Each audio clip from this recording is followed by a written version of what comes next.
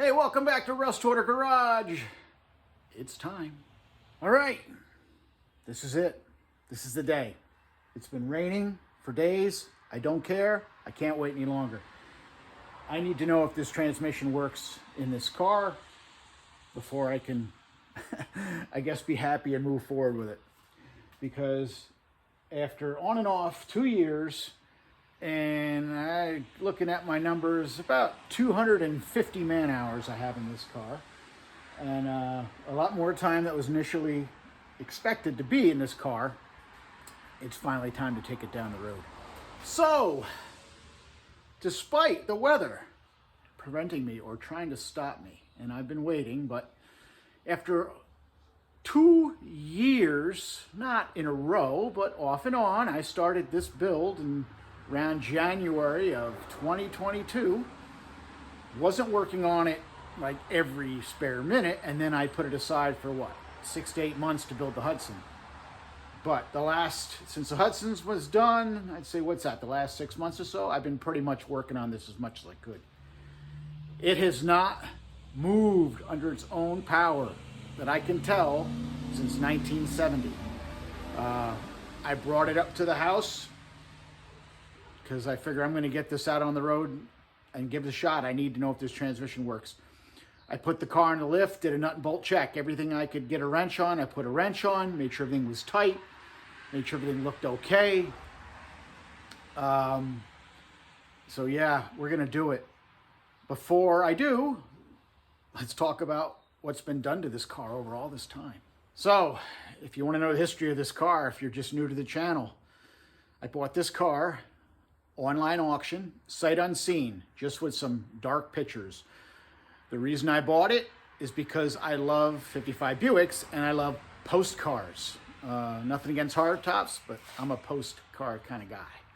So when this popped up and I saw it in the building, I thought, well, it has been on the road for a long time. Maybe it's, a good solid car, so I'll take my chances. So I bought it. It was not as solid as I had hoped. It had, what? If you saw the videos, pretty much no floors. Trunk floor, the whole rear of the trunk floor was gone. Obviously, lower body has rust, but I don't care about that. That's part of the charm of the car, so we're going to leave that alone. But this was initially supposed to be just a real quick project. Like, everybody's been doing the LS turbos for a while now. And I figured, hey, I can fabricate. Let me give it a shot. It shouldn't be hard. Let's just slap a LS and a turbo in this thing and go down the road. Well, as usual, I went overboard and basically built the whole freaking car. So now, other than tuning it, it's done. And here's all the things that were done, and lots of information in all the videos about all this stuff, but here's a quick overview off the top of my head. Let's see if I can remember everything. Probably not. Let me see. All right, so let's see. Major items done. Factory front suspension torn out of the car. Frame rails modified. We put a Jaguar Series 3 independent front suspension in this car. What that gets me is 4-piston disc brakes, rack and pinion power steering, all forged control arms, all good heavy-duty stuff. And, man, they work really well. Rear suspension. This was a torque tube type drivetrain, so you can't just swap an engine in this. You got to redo the whole rear suspension. Did a truck arm rear suspension, all out of used parts. 88 273 posi out of a Fox body Mustang with 5 lug axles put in there. Engine is a 4.8 out of a 2001 or 2, I think 2002 Silverado, over 200,000 miles, who knows. Took it apart, checked the ring gap, put an Amazon Stage 1 cam in it, which is a copy of the Elgin 1839, reused the rings, reused the bearings, used BTR small bore multi-layer head gaskets, or like LS9 head gaskets, I think they are, or LS7, whatever I think LS9, but smaller bore for the smaller bore engines. Reused the head bolts, decap fuel injectors, Turbo 400 transmission. I went over how to do that. The way I do it is the way factory would have done it, and that's with a 4L80 type flex plate. Went over all that in one of the videos. So that was the motor, the tranny, the rear. Drive shaft, I usually make my own. Got lucky, found one on the shelf that actually fit. Just had to put a Turbo 400 yoke on it, and we were good to go. Went through with all complete brake system, converted it from underfloor master cylinder to firewall master cylinder. Now has a power brake booster and master cylinder out of a 1994-95 Roadmaster wagon. Redid, obviously, all new brake lines, all new rubber hoses, everything new in the braking system. Fuel system, gas tank out of a 1994-95 Roadmaster wagon, which has a 255 pump internal that feeds a surge pump with what is it? It's a Bosch 044 pump, that's right, which feeds the engine. All AN lines from the tank to the surge, from the surge to the engine. I think I said decap fuel injectors, which flow about 80 pounds. What else do we do? The whole car was completely rewired. I put a complete wiring harness in there. I started with a harness that I took out of a 1983 El Camino, I think it was. That gave me 99% of the wiring for the body of the car. Stock steering column, modified it to work with the Jaguar suspension. I went over that in a video, how to put a double D joint on a stock older style steering column. It's got an eBay wiring harness, drive-by-wire, that I went through pin by pin, made sure it was good, flawless, no issues. Oh no, wait a minute, I'm thinking my Hudson. This one's drive-by cable. Again, it's an eBay wiring harness, but I repinned it. This was a drive-by cable harness, which are pinned for the LS1 prints and schematics. I repinned it to line up with the truck schematics and truck prints, because I'm using a truck program, truck operating system, so it's all truck stuff in this truck engine, obviously. So I repinned the harness to match it. Inside the car, since the last video, I now have boost gauge and the wideband is hooked up.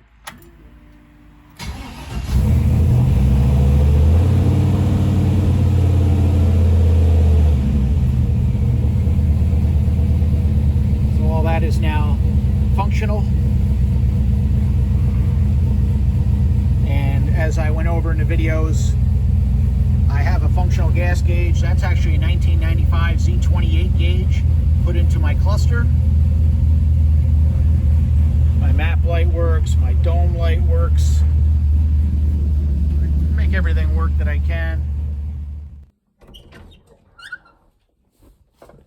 Oh, here we go. All right, this is it. First time since probably 1970.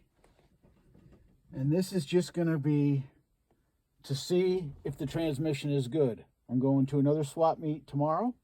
I was at a swap meet last weekend? No, just a few days.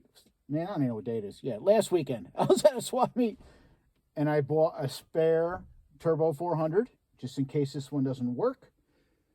It has been raining all day, yesterday, day before.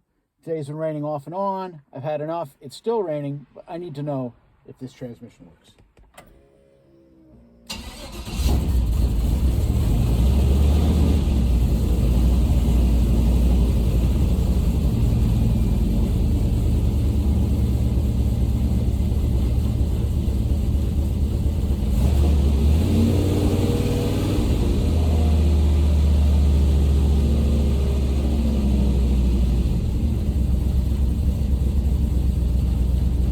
Here goes nothing. I'm gonna take it out. Not gonna do anything stupid because it's still not tuned. I need to know if this transmission works.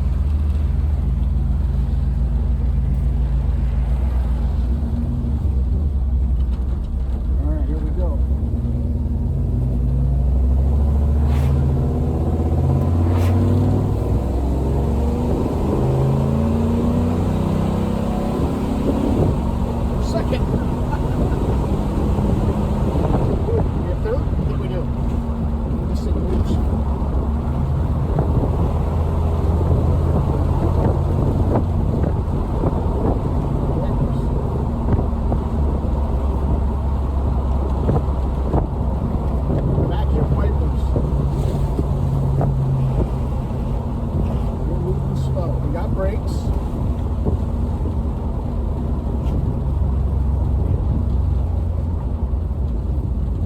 All right, I got to double check for third gear. Here we go.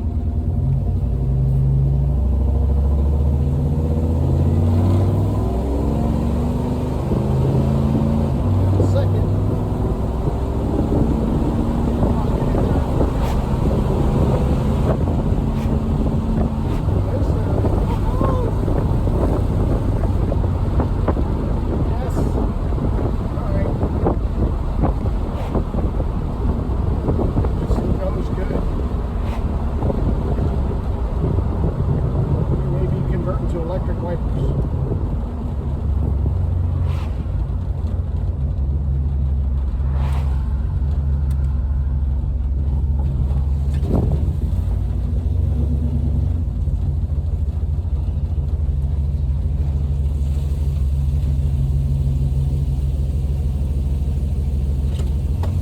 Shoo! Success! All right, success, finally. Finally, and it actually worked out. I had real concerns about this transmission because I was starting to second guess the history of it, because as far as I knew, I had this in a turbo, this Turbo 400 was in a 69 Camaro that I had like a lot of years ago, like over 20 years ago. And then I put it in my 55 Chevy with a 427. Then the 427 got sold before the car ever got driven, so the tranny came back out. So what I did was, I remember the trans came out of the Camaro, but I can't remember what I put in the Camaro. I put a B&M trans pack in that transmission, and it never was driven since. So it used to work before I did any work on it, but it never got used again since that trans pack went in. It shifts late. I don't remember if I did anything with the governor, but actually it's freaking perfect because I don't have to drop it into any other gear. If it's going to shift like that and I'm hardly getting on it, then it's going to wind out pretty good and maybe get me close to red line under wide open throttle, and hopefully not too far out. I may have to adjust the governor if that happens, but man, it shifts hard and it shifts good. So I'm happy with that. That is also with the $50 torque converter I bought at a swap meet. So far so good. So, wow, that's really, it's almost done. I mean, there's just a couple details I still want to do on the car, and I will do a video on that, on those little things, just little neat little things. I like to do some detail stuff on these things. So I'm gonna do a little bit of work on it, but it is running and driving. So now it's just a matter of whenever the heck the freaking weather can get decent, I just want to get this thing driving. I got it inspected. I did all the work for it that I need to. I got my park and brake working. Everything's all set. I just need to get it out and drive it and do some tuning on it. That's going to take me some time. I am not a tuner. I am learning. So I'm going to take it easy and not get into boost right away and try not to blow it up too quick. Hopefully not at all. So the car will be back in another video. For the future, I'm already lined up for the next build, which is going to be something different, something cool. I think something cool. We are going to do, or I am going to do, a low buck build as, and I mean low buck, like not stupid, like no corners are going to be cut, but I'm going to show you how I build a low dollar car. This car is a low dollar car. However, the turbo added a good chunk of change to it because it's my first turbo build, and I bought some things that I didn't initially need. Like I have extra fuel fittings and a bunch of stuff like that that I didn't need. All right, so that's enough rambling. I hope you had fun watching this. I had a lot of fun building it, and I can't wait to drive it. It's gonna be a blast. There's not many 55 Buicks on the road, so it's gonna be fun to see this thing go down the road, and I'm sure it's gonna get some looks, people in disbelief, probably. All right, that's it. Thank you very much for watching. See ya.